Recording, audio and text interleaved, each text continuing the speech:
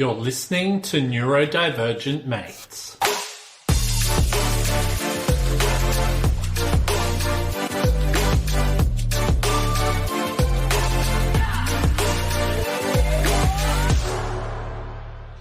Hello and welcome to another episode of Neurodivergent Mates. I'm your host, Will Wheeler, joined with my main man, Photon John. What's going on, brother? Oh, beginning of the work week. I got up this morning thinking there'd be work and there wasn't. So I did that ADHD thing where I thought all day about what I should do and did nothing. Oh, okay. Interesting.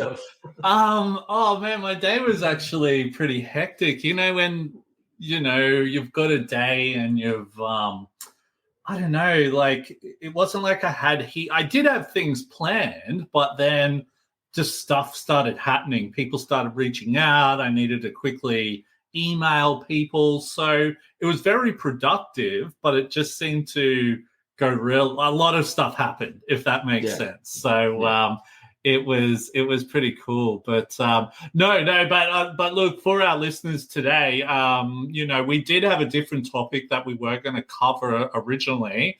And unfortunately, the guest had to pull out last minute. So these things happen in the podcasting world, and as neurodivergent people, especially live as well. we had to get our creative thinking caps on, and we're able to reach out to an awesome person. To tell you the truth, I think it's probably a better topic than the one that we're going to be covering anyway. Hey, they're still coming on. Don't say that. Yeah. I know. But I think it's good. I think it just really hit a spot with me. So not saying that the net. I just think I think what I'm more getting at is the other topic that we're going to be talking about. It wasn't that it's not relevant. I think that when you're sort of trying to scramble to get something happening, and then we came across a really awesome topic and a person to come join us, it was like, yes, this is awesome. It feels good, right? So let's get stuck into this. So today what we're going to be covering is midlife and neurodivergent relationships with Tamsin Jowett. Tamsin, thank you so much for joining us today. How are you? I'm great. Thank you for having me. No problem at all. No problem at all. And look, thank you so much for last minute call up type of thing. And I think I was saying just previously, this morning I woke up, I saw that you had replied to my message. So it was all systems go. And then, normally for us, especially with the podcast, we spend an afternoon going through questions, Photon John and myself. So it was a very big scramble, but we made it happen. So thank you so much. Oh, no, love it. And I love talking about neurodivergence and participating in shows your show's great. Yeah, awesome. No problem. So what we might do just before we get started, we'll do our housekeeping like we always do. So for anyone who hasn't checked this out before, if you haven't already done so, please subscribe, like, and follow to all of our social media platforms. We're available on TikTok, Facebook, Instagram, X, Twitch, YouTube, LinkedIn. We're also available on every platform where you listen to your podcast. Also, if you haven't already done so, please check out the work that we're doing with Neurodiversity Academy. You can check us out at neurodiversityacademy.com. Also today, some of the discussions may be triggering for some. If you need help, please reach out to a loved one or call emergency services. We are not doctors. This is a space for sharing experiences and strategies. Also, if you've got any questions, please, while we're going through the live podcast, to put it in the comments on our social media pages. And hopefully, if it's a good comment, we'll put it up on the podcast here for us to answer. All right. Well, I did pretty well on that one. What do you reckon, Photon John? Back on form, my friend. Back in form. You know what, right? How we say some discussions may be triggering. If you need help, please reach out to a loved one or call emergency services. We are not doctors. This is a space for sharing experiences and strategies. I was thinking about that. Sometimes we do have doctors. So I wonder what's going to happen once we go, we are not doctors. I'll have to say, one person is a doctor, you know what I mean? Yeah. But I just think it's good that we cover all of that anyway. But Tamsin, like I said, thank you so much for coming on today. You know, I've known a lot of the work that you're doing, but, you know, I think it'd be really great for our audience to just hear a little bit about yourself. Yeah, sure. I'm not a doctor. I'm originally a lawyer, but I grew up in a family where my dad was a GP and he was a country GP. And one of his mantras was, Tamsin, there is no normal. It's a myth.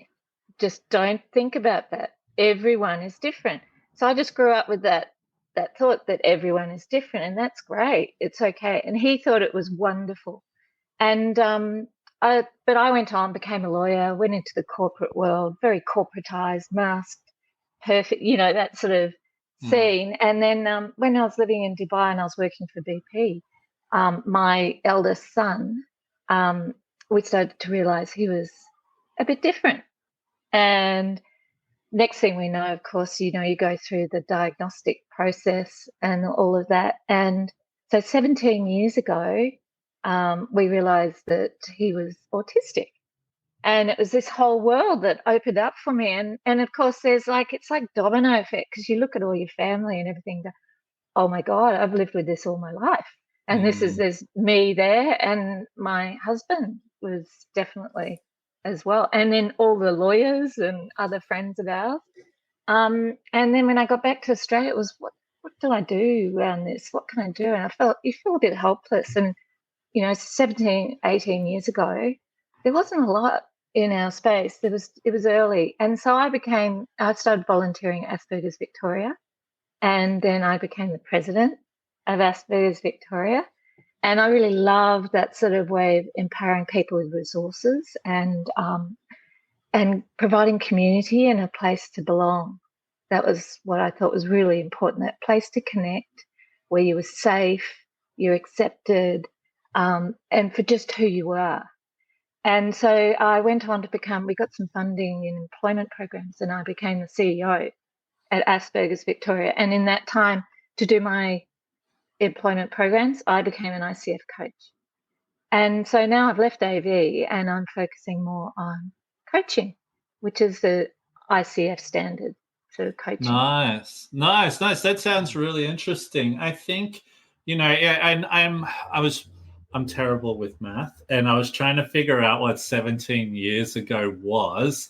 It was 2024, so it would have been like early 2000s, correct? About 2005 or 2004, early. 2003 type of thing? Early. And of course, you know, he was diagnosed Asperger's because that's what it was then, you know, kind of, it was all segregated and the spectrum wasn't understood. And a lot of negativity, you know, people saying, oh, I'm sorry to hear that. And I'm like, I'm not sorry. What are you talking about? You know, so it was quite a negative era around all of this. Yeah. No, that's why the whole vaccines cause autism thing annoys me, because I'm like, you're talking about this like it's the worst possible thing that could happen to your child.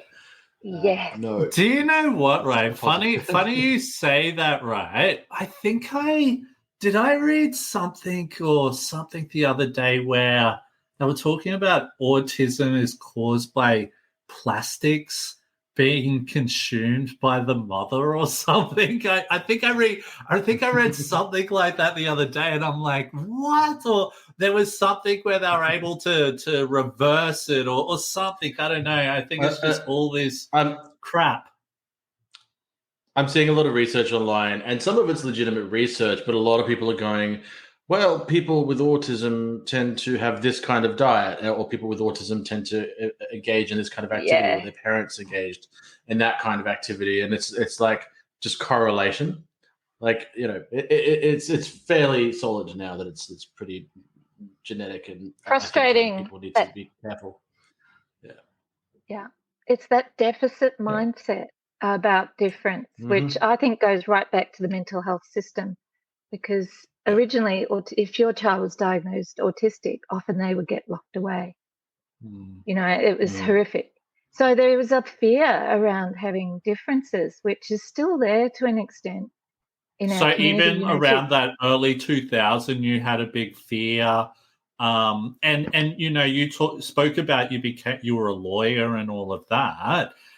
Did you then change your perspective from how you would then see things? Say, what type of law were you into, actually, out of curiosity? I was corporate, pretty boring, But really. like, still, like, was that in relation to workplace law, like how people would be treated or anything like that? Well, when I look back, I'd always done that. I'd always been involved in the HR, where even as a lawyer. So it was just who I was about empowering people, I think. And I think initially it was having to adjust because I'd heard about autism and I'd heard about this theory of refrigerator mothers and things like that causing it. And then I looked at my son and went, no way, you know, he's so creative. He sings beautifully. He was amazing at school, but he had trouble making friends and sitting at mat time. Is he a musician? And he is a filmmaker now. He's VCA doing film and loving it, just loving it. Awesome. Yeah. Yeah, no, that's awesome. That's awesome. But like, I suppose, you know, moving on from that, sorry, I'll just, you know, and probably going a bit more into about the work that you do type of thing. So, you know, like you were saying, you were at Asperger's Victoria there. You know, especially early 2000s, like if I remember back to those days, there was you know, because I remember in school there was no way there was as much stuff as what there is now. It's sort of like we're still got a long way to go, but back then there was even nothing really. So, you know, what was it like, I suppose, starting off around that era there, out of curiosity? Because if I think about that era for me, I had full drug and alcohol addiction. I was off tap. So there's no way I was thinking, oh, you know, should I be doing stuff in neurodiversity? So it's interesting to maybe hear what was happening around that era, if that's cool. Well, we had Amaze, had just changed their name to Amaze, we had a couple of small organisations, but there wasn't a lot of support, and there was minimal understanding in schools, I found, it was astonishing because when you look now, you realise at least a quarter of the kids in every class are neurodivergent in some way. How those kids got through, and they're the ones. So that's where I am coaching midlife, because they're the ones that went through without support, and often some of them went through and sort of forced themselves into a mold, and then get to midlife and have a crisis, because that suddenly it really doesn't make sense, and the anxiety and stress is built up. Or could you even say that you learn about who you are, so now you're like, oh my God, now I can take the mask off and start living my normal life. And, you know, but every trauma and all of that that's happened in the past starts flooding in, because you're like, man, that was because of this. Yeah, there's this whole thing I see. Yeah, it's a whole process. And then there's also the sorry, I think we may have a little lag here. But then there's also the process of grief that you go through. You know, we've spoken about that a couple of times on the podcast, where you sort of look back and go, wow, you know, the support that I didn't get, the way things could have been different. And you do sort of go through that period before you sort of learn to adjust and accept the way things are, and you know, and ultimately feel better, because you can move forward with a better understanding and more tools to equip you to succeed. But yeah, definitely a process. Did you have to deal with a bit of that? A little bit, you know, realizing what sort of schools you sort of assume that any school would be fine, but then there were schools that would refuse to have autistic kids in that, and there are still some now. I mean, like with midlife people, Do you come across a lot of midlife people who? Definitely. It's a whole hindsight sort of, it's you looking back across your whole history and rewriting it in some ways. And some of it's fantastic because you realize there was something else going on, and that you weren't defective. You were just different, and you did things differently, and that people just didn't understand. Whereas now, at least, we've done, as a community across Australia, we've done so much around building understanding of neurodivergence. And as you say, well, we're getting there, but there's more to go. But the people who are getting diagnosed now are often parents who are having their kids diagnosed much earlier, like some kids diagnosed before school, which is fabulous. It's fabulous in that that child can then build their self-understanding, as well as that parent support them better. And then the parent has that realization of, wow, that's how I was. And, school wouldn't do anything for me.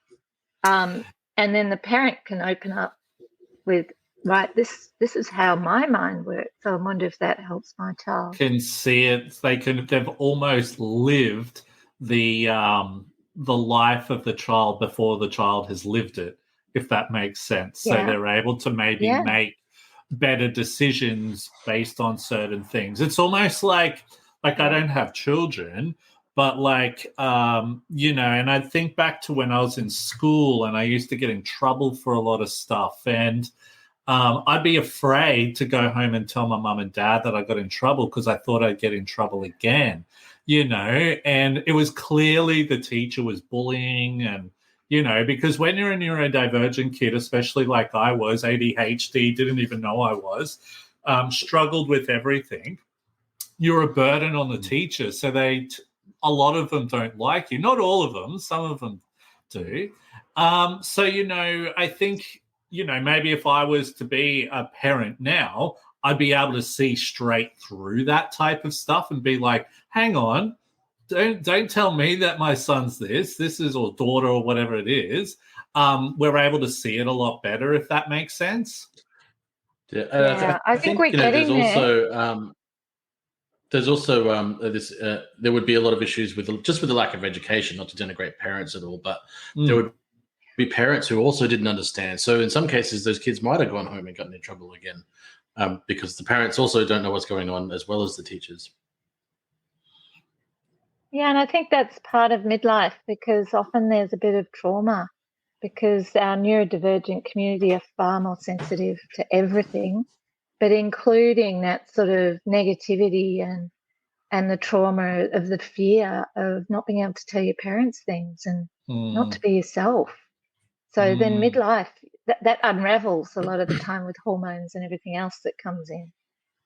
Yeah, totally. But, I think I think it'd be cool to maybe get a little bit more in depth into this. So, obviously we're here to speak about midlife and neurodivergent relationships, all of that. So how has neurodivergence shaped your midlife relationships? And I don't know if I've really put it that way, or just put it in whatever way you wanted to explain it. But, I think it might be important to maybe share what this is, and maybe how it has affected you, if that's what you want to share, of course. Yeah, I mean, I suppose mine's not a happy story in some sense.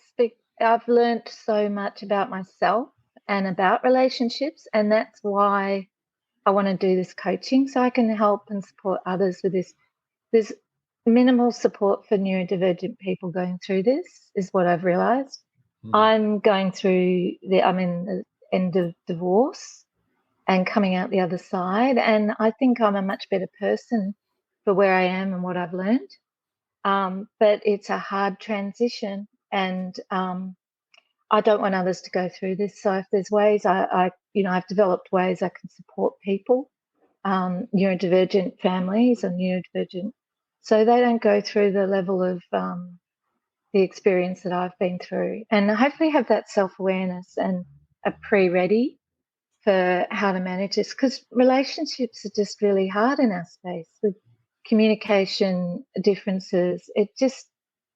sets you up for a challenging relationship if you're not prepared and if you don't know to put in the work.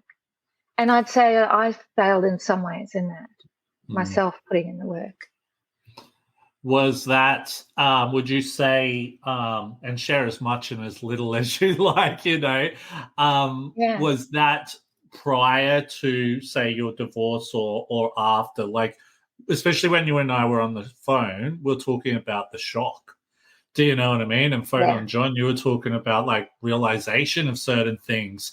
What was that? Was it, do you sort of get to that shock sort of level and then you're like, oh my God, now I see everything that got to this point type of thing? Or why didn't I do this? Or I don't know. There's a great unraveling, I think, where you go through the realization, that shock. We're in our community, we're not great on transitions, and that's like an instant transition a lot of the time. And having to not just manage it for yourself, you're managing it for your neurodivergent family, your kids.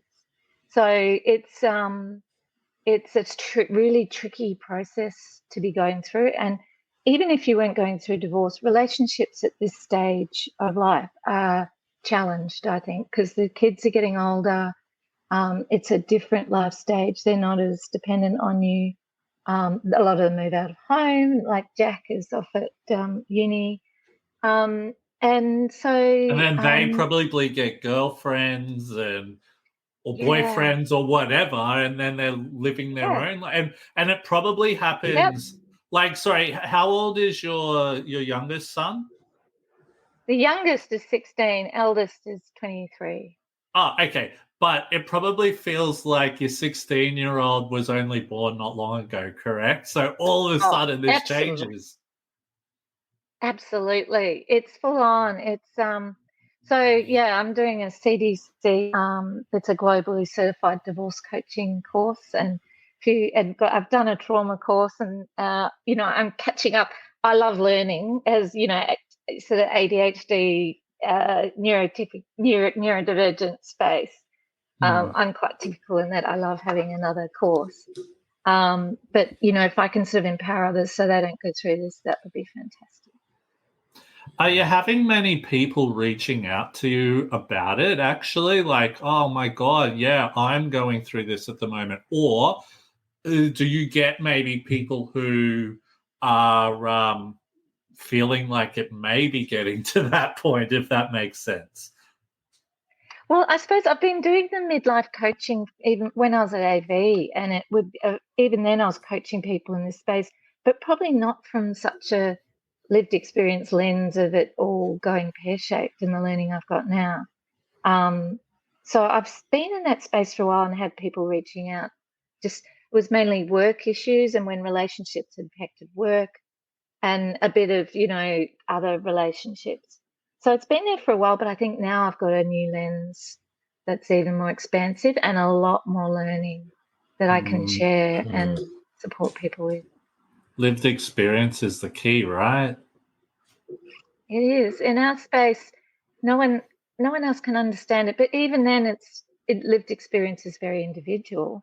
But you still get, you're more open to hearing other people's experiences and understanding theirs is different. There's some similarity. Yeah. Yeah, no, crazy.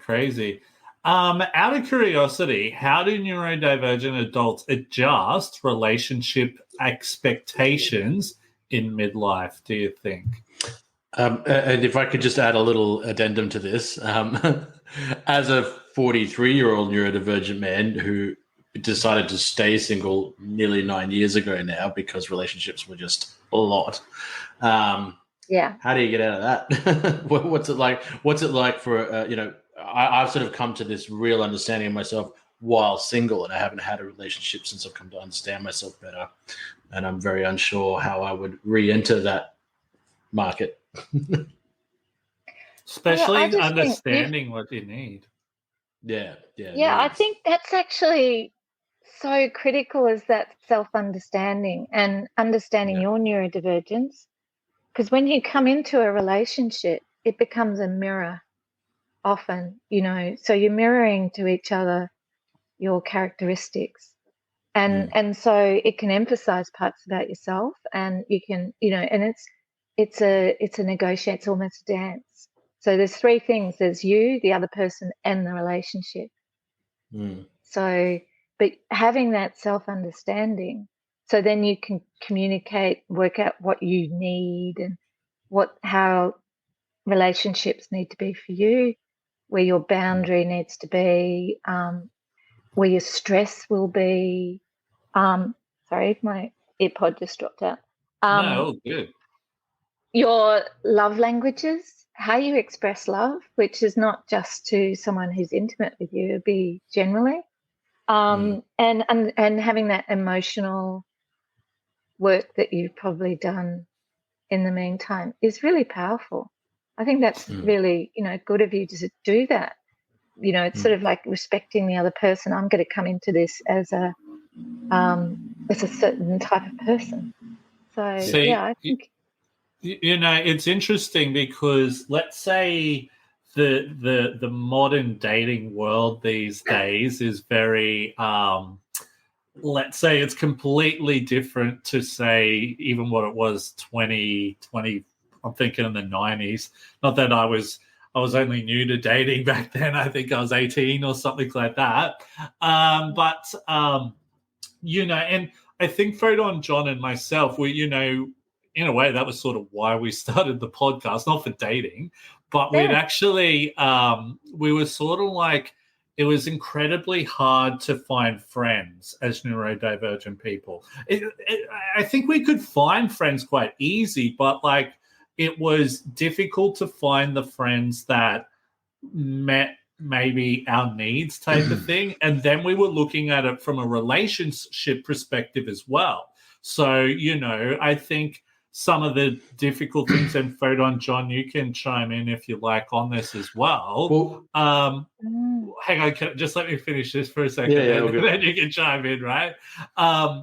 We were sort of going, look, there's certain, and like you spoke about it before, Tamsin, is that we do have certain needs and wants, I suppose, that we really, admire or really want.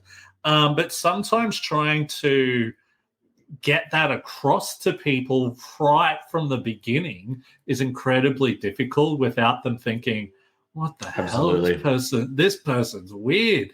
So we were actually looking at trying to develop an app, where we would be able to be upfront with a lot of those things. It's still in the works, all that. So probably a long-term project.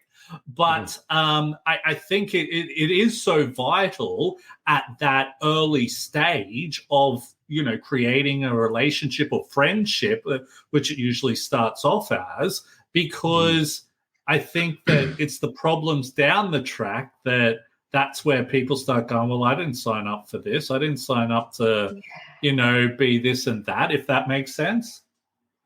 Exactly. And you will grow and change. Go, Photon. And I think Will and I, we weren't like, we became closer later in our friendship, but in the beginning we would just see each other around because Will was covering bands and doing interviews and stuff, and I was playing around. And but just our friendship in the beginning was just like from across the room, we just like, I get your energy.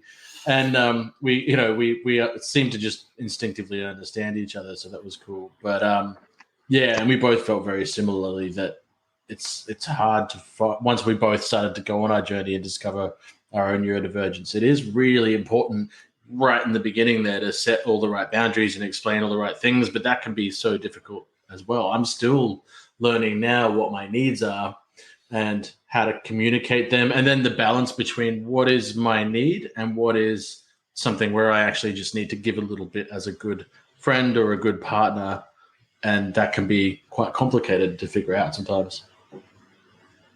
Yeah, I agree. When I was at AV, one of the key things I really saw was when we had our peer groups and our employment activities, and we'd bring everyone together who in neurodivergent space, there were no communication issues, or there are a lot less. And there's just a whole different energy because everyone communicates in a similar way. And it's like, I think it was described by Ian Purkis as it's like its own culture. And when neurodivergent people get together, it's slightly less stressful, the communication approach. And I think you see it in relationships that, I ended up with someone who is neurodivergent, and I've grown up in a neurodivergent, I've got that, and you do tend to gravitate. And I look at my second child who is not, he's, neurotypical, kind of, in our house. And he gravitates to neurodivergent friends. They're a lot of his best friends are, so it's kind of like, because you're in that space, and I think that's great. But very important to know yourself, and how to be authentic is probably the hardest part in our space. And you know what I sort of spoke about this with you on the phone this afternoon, Tamsin, is that when I've been around certain people in the neurodiversity community, it's almost the openness is more accepted.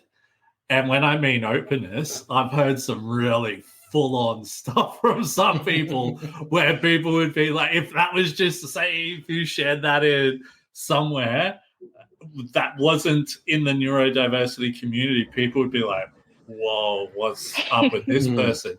But in our community, it's almost like it's just normal, if that makes sense. Yeah. And it's almost a sigh of relief when you can be in that and you're not seen as maybe weird, or it's almost a sigh of relief when other people are just as weird as you are. I don't know if that's the word I'm looking for, but it maybe that's just how I felt from other people outside of the community, if that makes sense. Yeah, it's that sort of acceptance that you might do things differently, and, oh, don't worry, that's how he does that. It's far more accepting and understanding where you're coming from, that you're not doing it to hurt other people or anything. It's just how you are.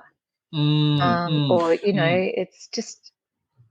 Would it be correct to say that, because neurodivergence is such a broad term, it can be a lot of different things, but given that we all understand that some people have different brains, we don't need to understand why or how they got to the behavior or the thing they said or the way that they are.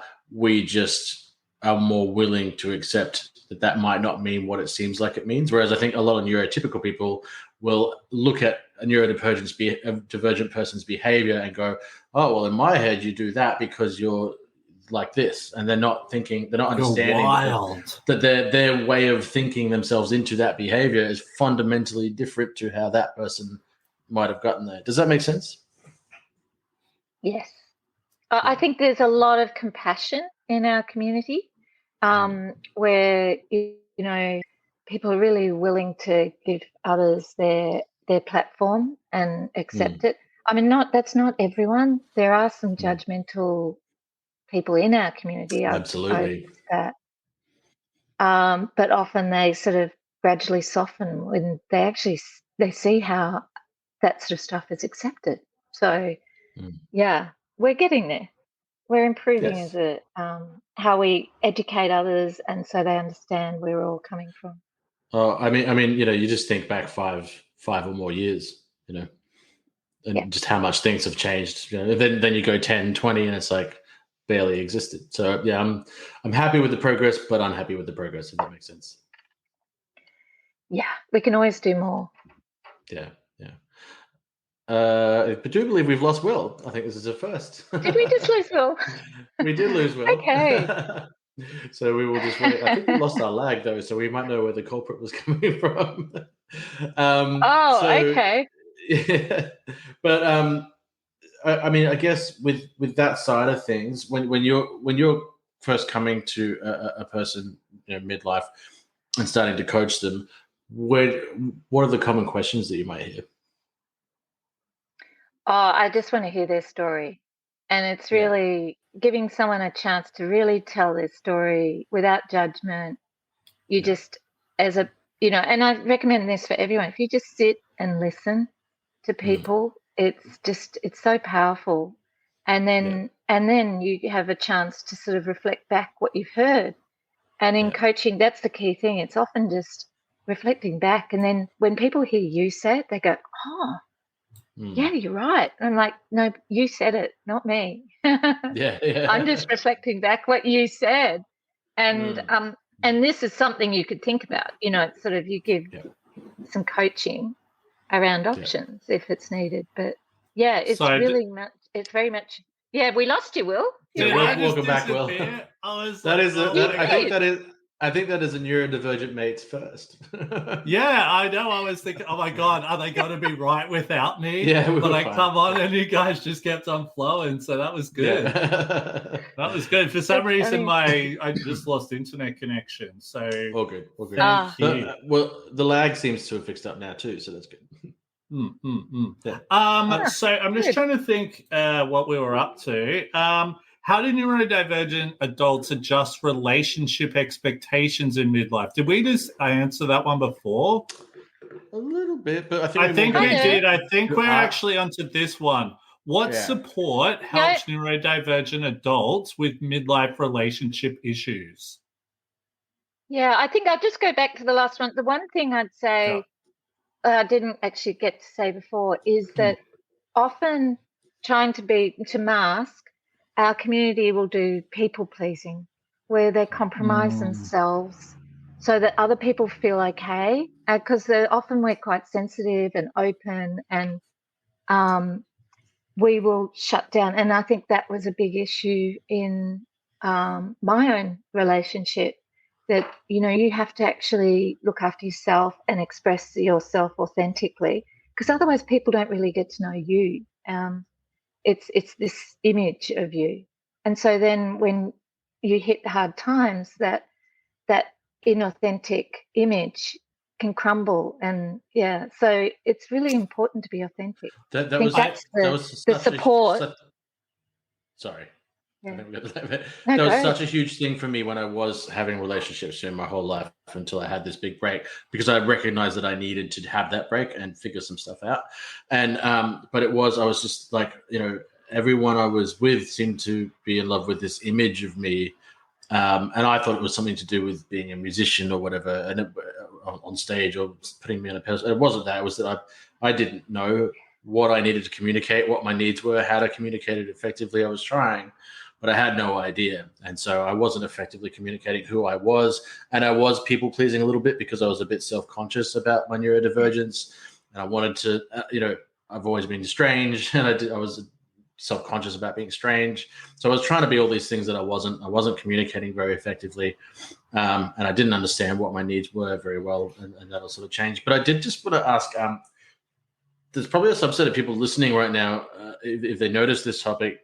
What if you're in a relationship? What if you've been married for many years and then suddenly this diagnosis happens? How do you adjust at that point? What's sort of the common parlance there? Well, I think it's the same sort of principles as then exploring yourself as you are with that realization, and then keeping the channels of communication open and finding there probably are better ways that you didn't know you could access that were there. And that realization you can do things differently and it's all okay, and it'll be better. I think that, the diagnosis often it creates this whole revelation and you actually have a much better opportunity in your relationships because it's really authentically you. And I think it still comes back in our community to, being feeling safe enough in the relationship to be yourself and to say what you need, your communication, how you need to communicate, and also realizing you really need to listen as well to the other person always. Is that give and take and understanding it from your new perspective of yourself. And with all of that, you might have a new perspective on your stress, and your love languages and all that sort of thing unravels once you had that diagnosis. So you're not quite a new person, but you've got a new perspective of yourself and how you like things and how you explain yourself, I think is probably, and for your partner to understand that and come on the journey with you is really important. I think often that's where some relationships will part ways. And so that's really important to work on. It's a joint journey that you're on in a relationship. Yeah, interesting.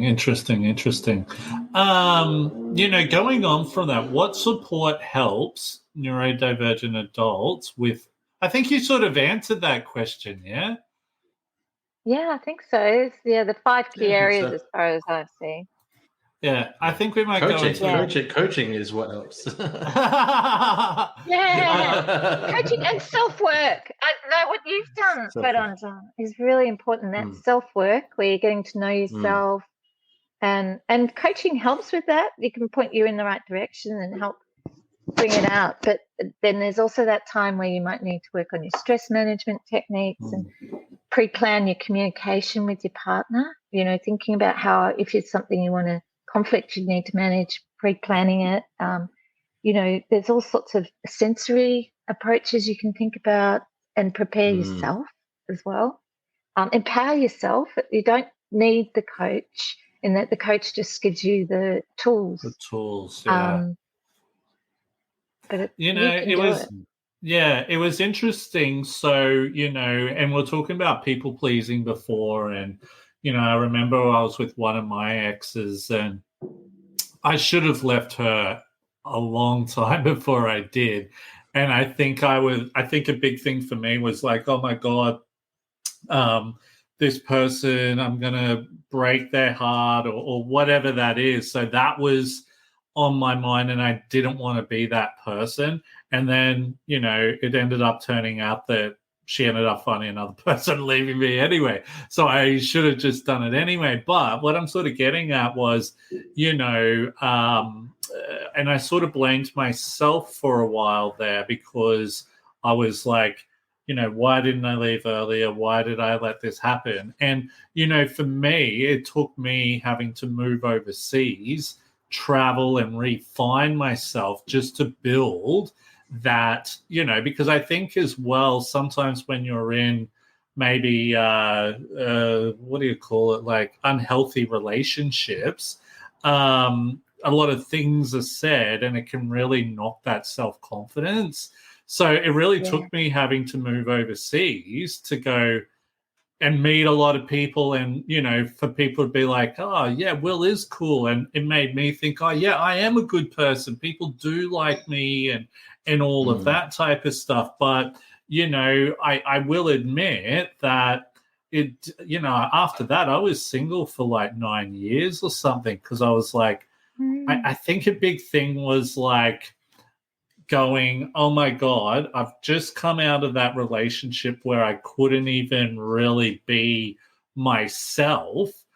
I don't think, and then sort of basing every other relationship on that. So it's like, oh my God, I need everyone else who I need to meet is going to this. And when I explain this, they're going to be like, oh my God, that's strange or whatever like that. So I think that was the hard part, really trying to find those next people or even just being around people who understood. And you can't forget too, like in all of this, there is another person, and you can be as authentic as you want. You can understand your needs as well as you want, but the other person has to actually, make the effort to understand this. And if they're neurodivergent, it's a two-way street. But even if they're not, it's still a two-way street as a relationship. You need to be aware of how your neurodivergence might affect them and do your best to manage anything that might be negative about that. But they also need to have a built-in understanding that you're doing your best. There might be a failure rate built in with what you're doing, and make some accommodations as well. And neurotypical people have accommodations that they require, sometimes just attached to their personality. They're like, well, I'm this kind of person, so I would prefer it if, so it But that other person Yeah. does need to make the effort to understand what you're communicating to them about your brain and how it works. Yeah. But do you know what, right? I found that when, especially like because dating changed after I broke up with one of my exes. Like it went into the whole, you go onto a dating app and all of that. And I just felt I couldn't be my authentic self, where before that I was able to meet people and people could be like, oh my God, Will's really cool because they understand my personality. But you can't get that through a dating app, which was really difficult. So what I was finding was I'd be meeting people and I just kept on meeting the same similar type of people who I just no longer wanted to be around, if that makes sense. So they were into heavy drinking, still into drug use and stuff like that. And I'm like, oh my God. And I remember even thinking, I'm like, is this what I need to be to attract someone? Do you know what I mean? I'm like, there's got to be different ways. And that almost caused depression and anxiety within myself, because it's like, I'm trying to do good now. I'm trying to do way better than what I did back in the day. But it's like I'm getting dealt a bad hand. What have I done wrong type of thing? So that self-doubt and confidence starts to lack. Yeah, absolutely. And that energy drawing in the wrong people. But with all of this, it's all about safety, isn't it? Safety to be yourself and finding those spaces where you can find people who you can be safe with. I mean, I know there is that sort of thought that with the dating app, at least they're interested in dating. You're not just going somewhere and there's people who are not interested and you're trying to talk to them with a different intention. So at least you're all there with the same intention. The only thing I've found with dating apps, for example, right, and maybe I'm wrong, is that because it's like a competition.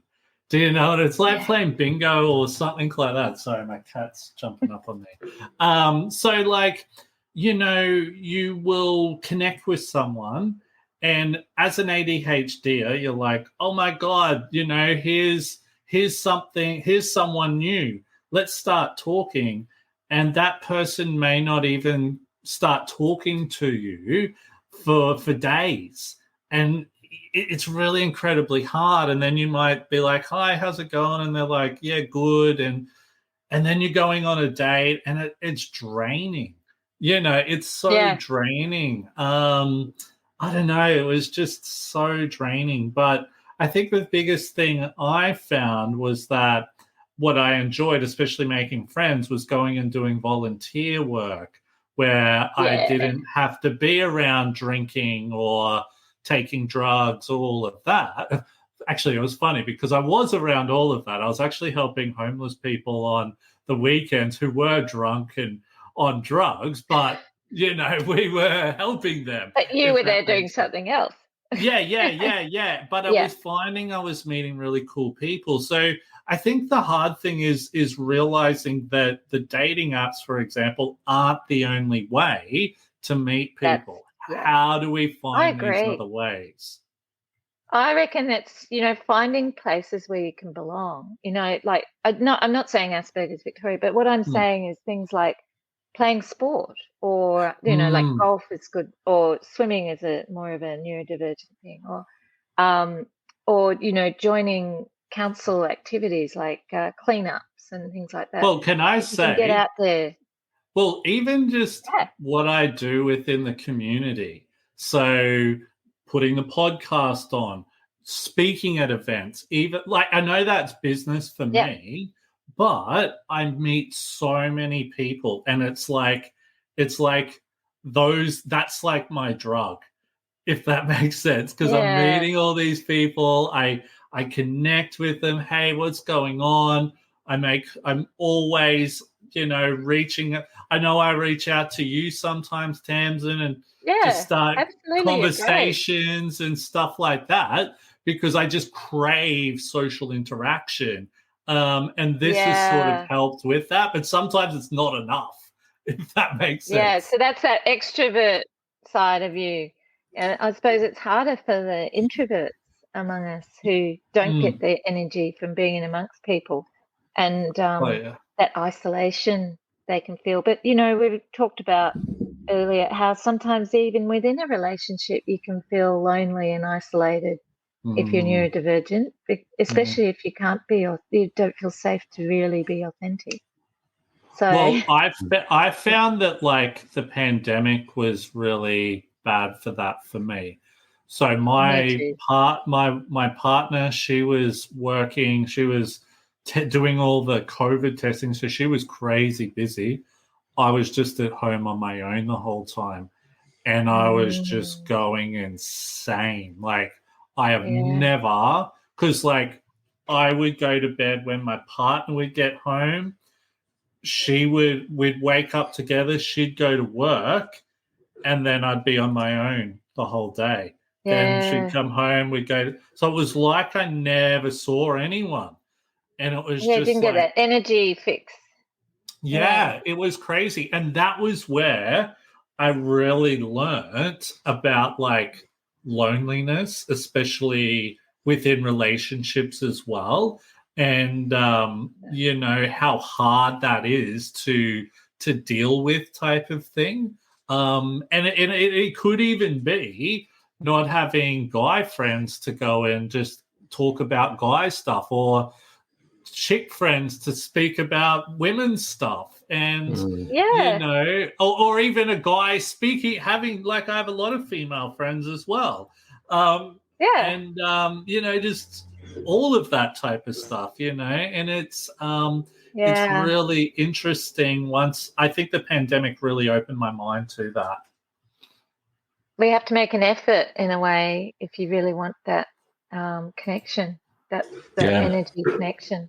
There's actually a study, I think it was, where was it? Yeah, Oxford, that showed on average the men who have the best mental health and feel most satisfied with their personal lives and their relationships spend 2 nights a week with their friends. So, whether you agree with the number or not, it's an element that does actually have to happen. Hello, everyone, by the way. Sorry, I dropped. Oh yeah, where'd you go? You're back, John. What you just, good for us, mate. We were talking before we jumped on about where we were saying, one day we'll have money for a producer and a technical guy to make sure everything runs smoothly.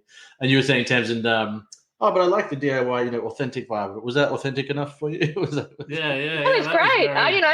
One goes off, the other comes on, because that's what we do every episode, Yeah. This is 2 episodes in a row from me. Well, it was lucky that it wasn't like an episode when it was just you and me, Photon John. That would have been awkward. How do I keep on talking here?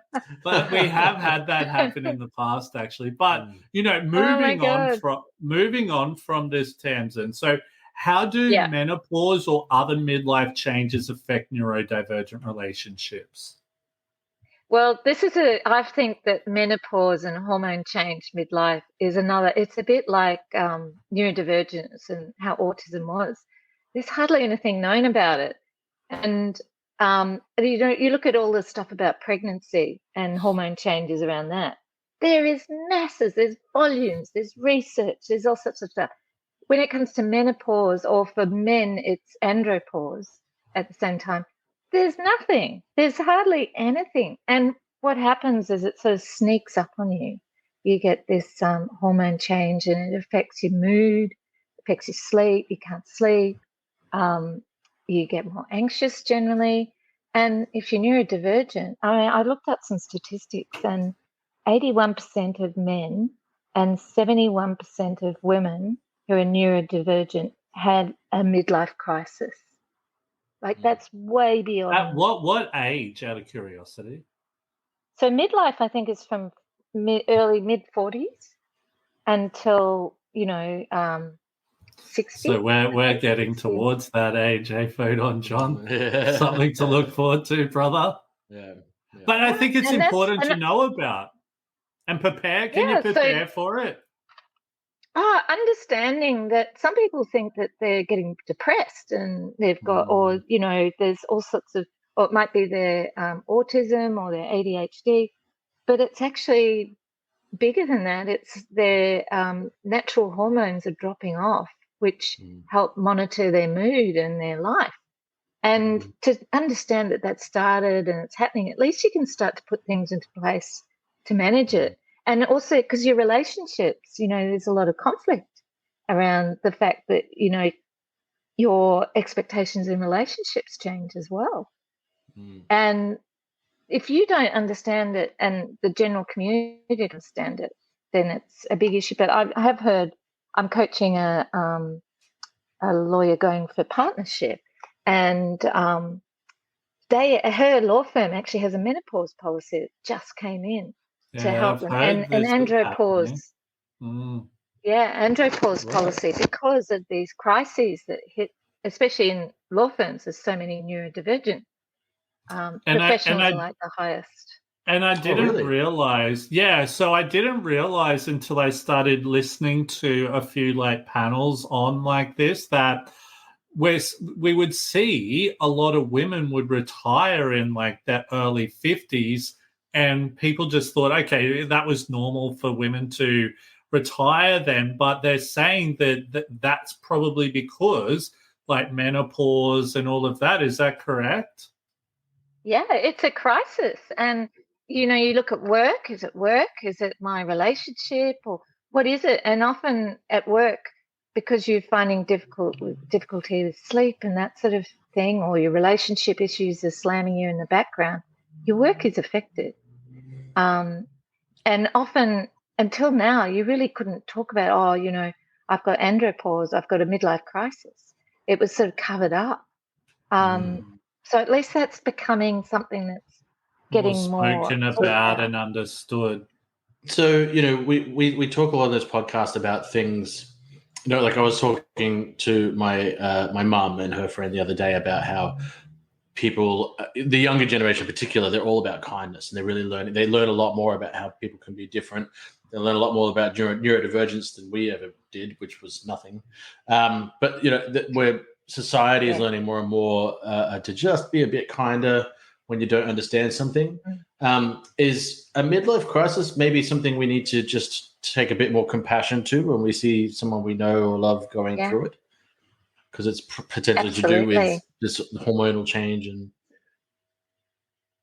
I think that's spot on. It's that compassion and accepting that people will struggle at stages. And, that's that whole movement around more understanding with mental health generally, I think, which is great. People really write people off. Understanding. When they're going through a midlife crisis. Right. Yeah. Well, I think the reason why they write them off is like they're thinking, they're lazy. They just don't understand it, and it probably presents in a way that they're not working and how they used to work, and it's very hard to explain. And for neurodivergent people, that sounds very familiar. Yeah. So it is. It's this bigger thing of being understanding and of accepting that someone's mood at that time. And it's not your responsibility to change their mood. That's your boundary. And, managing that part of the relationship for you at work and at home.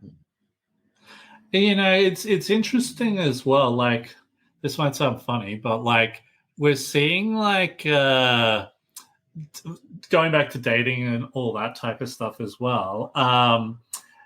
A lot of people are dating different ages now. So some men are dating older women, or some older men are dating younger women, or vice versa, or whatever that looks like, right?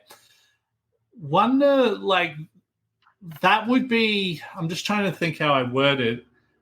I wonder how, because like people just wouldn't know about what's going on with that type of stuff. And how would people, I suppose, cope when in those types of relationships, I wonder? Because things would change. Say if, I'm not sure if like, I don't know, sex drives change or whatever like that. Yeah. And then, it's, I don't know. Is that an argument for age-appropriate dating? Or what's that? Sorry? I said, is that an argument for age-appropriate dating, or? Oh no, But no. I think, But like you would get into that, and let's say you've been dating someone for quite a while who's older than you or whatever. Then these things start to happen. You're like, oh my god, I'm never dating someone older than me again because, that was just grumpy all the time. I don't know. It's just interesting. yeah. Yeah, I suppose that's ageism coming in as another thing, isn't it? Another factor. You've got all sorts of different isms that impact our perspective of other people. Yeah. That's not me being ageist, but I'm not saying that like that's a thing. You know what I mean? But yeah, I worry about being that older guy. You know what I mean? That's why I'm definitely looking for someone my age. But I think bringing it back around to the kindness thing. I think what Will was talking about, what is it? Andropause, menopause, and divergence. I think in general, just there is an overarching theme of just a bit more kindness and compassion, and not being so quick to judge other people's situations. It's and self-compassion. I mean, there's huge amounts of work on that. I'm not very good at that. I'm still learning. Yeah. Crazy. We're getting to the end of the podcast. So, what advice would you give neurodivergent individuals navigating midlife relationships and all of that type of stuff? Yeah, well, I think that does come back to what we just said, having exploring yourself and do what you can to learn more about yourself. Don't assume you know everything. And maybe your partner as well, correct? Yeah. Continue to learn, be open to learning and growing, I think, is the thing. Because a life is one, I think someone said recently, every 18 months you go through a transition in your life. So, thinking that life hasn't changed is not going to protect you because it's going to hit you harder. So I think it's being open to change and growing, learning about yourself, learning about other people. And if that's through coaching that helps you, gives you more tools and more perspective yourself, yes. Or other mentoring is another, getting a mentor. But being open to knowing more about yourself and the world around you. And I think our community, Neurodivergent, are fantastic at getting this great general knowledge about everything that's out there, that inquisitive approach, and then needs to come back to yourself and relationships as well, where we can struggle. Crazy. Probably awesome stuff. Yeah, no. Thank you so much. Look, awesome topic to talk about. Very interesting. I think it's something we've definitely been interested in talking about before. I wasn't 100% sure how the topic, what type of area it was going to go into. So, Tamsin, thank you so much for coming on today. But thank you for the therapy session. Yeah. Hopefully, Photon John can go away and get some tips to help him with some stuff, and I can definitely take a lot of stuff away to help with my relationship, all of that type of stuff. But if people can want to connect with you or find out a bit more about your work, where's the best place to go? It's probably at the moment my Facebook page, the Neurodiversity Coach, and on LinkedIn, I'm just up there as Tamsin Jowett. That's the best. Connect through. I've got Calendly links in there, so you can set up to have a free chat with me, just to see what I can do, what issues you're facing, and how we could go forward. So I think that's probably the easiest, isn't it? I don't have a website yet. I'm still just under development. Many of us. Yeah. We'll get there. Got to start somewhere, right? Got to start somewhere. Exactly. If you want any SEO, just if you want SEO, see Photon John. He'll be able to help you out. Really? Yeah. He's the king with SEO. Perfect. That's great. We can do something there. But thank you so much for having me. And I know we didn't get much time to prepare and whatever, but I enjoyed it. I think we actually did pretty well. I think like we said, we had no idea what it would sort of go off as. We had no plan, but we made it happen. So we appreciate you coming and coming on the podcast on short notice. So thank you so much. You nailed it. What do you reckon, Photon John? Oh, great. I reckon you're absolutely right. Yeah, and I reckon totally. we both Sounds got a good. bit of therapy out of this. Yeah, totally. So yeah, I think you're going to be an awesome coach. So thank you so much for coming on, Tamsin. So for all of our listeners out there, if you haven't already done so, please subscribe, like, and follow to all of our social media platforms. My name's Will Wheeler, joined with my main friend, Photon John, and this is Neurodivergent Mates. Till next time.